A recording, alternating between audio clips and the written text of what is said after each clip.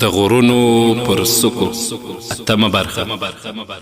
دا ځل ملا وبخ بیا نه کوم نور په نسو حاضر ته توبه کوم ربا. قدرمنو اوریدونکو، په الله قسم چې ځمکې او اسمان د پیغمبر صلی الله علیه وسلم څخه د خلکو پر هدایت ډیر حارس، ګران او غوره څوک نه دی لیدلی.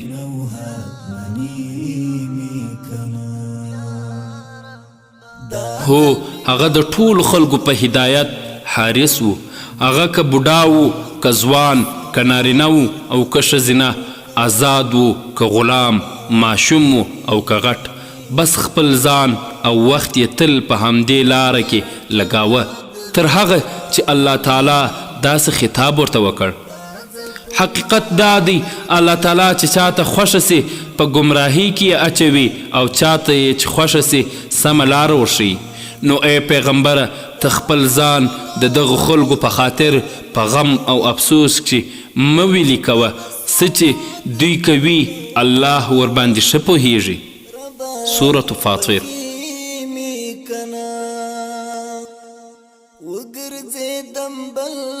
رسول الله صلی الله علیه وسلم هر ځای او هر وخت کې خلق د الله دین ته بلل. په مسجد کې به یې هم خلکو ته د الله د دین خبرې کولې، په بازار کې به یې هم خلک دین ته هڅول، په لارې کې به یې هم خلکو ته دیني لارښوونې کولې، حتی د مرګ په حالت کې به یې هم خلک دین ته متوجه کول. لنډه دا چې له هر ډول موقع څخه ګټه پورته کول او خلکو ته د نصیحت او دین ته د رابللو لپاره دا وخت غنیمت ګاڼه.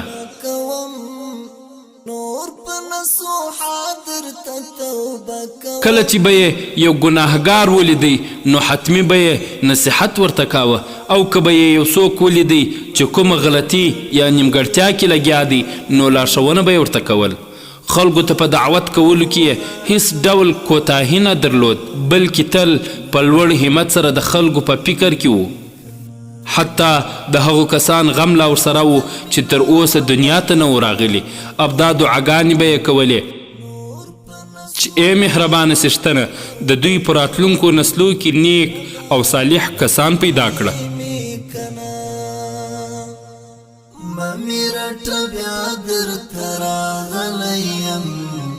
د صحیحینو بخاری او مسلم په یو روایت کې راځي چې یوه ورځ حضرت عایشې رضی الله عنها د احد په غزا کې فکر کاوه چې څنګه رسول الله صلی الله علیه وسلم خواږه ملګري د ده په حضور کې شهیدان سول، ځینې نور وتښتېدل او څنګه کافران په نیکانو برلاسي سوه. خپل بیرغ یې پورته او پیغمبر صلی الله علیه وسلم یې زخمی کړ. نو رسول الله صلی الله علیه وسلم ته یې مخ راواړو او ورته یې وویل، آیا د احد د ورځې څخه بله دردونکې او سخته ورځ در باندې راغلې ده؟ رسول الله صلی الله علیه وسلم په داسې حال کې چې خپلې خاطرې راوړلې ویل، ستا د قوم ډیرې سختۍ مې ګاللې دي، مګر تر ټولو سخت شی چې زه ورسره مخامخ سوم هغه د عقبې په ورځ وه، کوم مهال چې زه طائف ته د دعوت لپاره تللی وم. هغه ورځ مې خپل ځان عبد یالیل ته وړاندې کړ تر څو ما خپل په امان کې واخلي، خو هغه زما غوښتنه ونه منل. نو په داسې حال کې ډیر زیات غمجن وم. بیرته وګرځېدم کله چې قرن الثعالب طائف ته نږدې د نجد د اوسېدونکو میقات ته ورسېدم.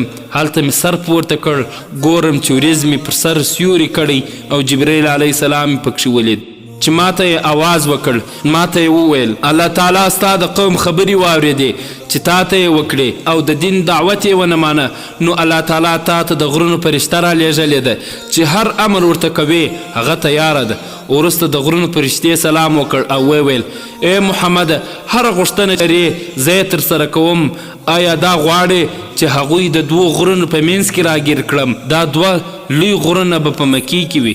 رسول الله صلی الله علیه وسلم ورته وویل، نه، بلکې زه هیلهمند یم چې الله تعالی د دوی په راتلونکو نسلونو کې به داسې کسان پیدا سي چې یوازې د الله تعالی عبادت وکړي او هیڅ شریک ورسره ونه نیسي. ما ګوره او تا سره زما زور ګوره، ما ګوره او ستا د سوزوي می کنا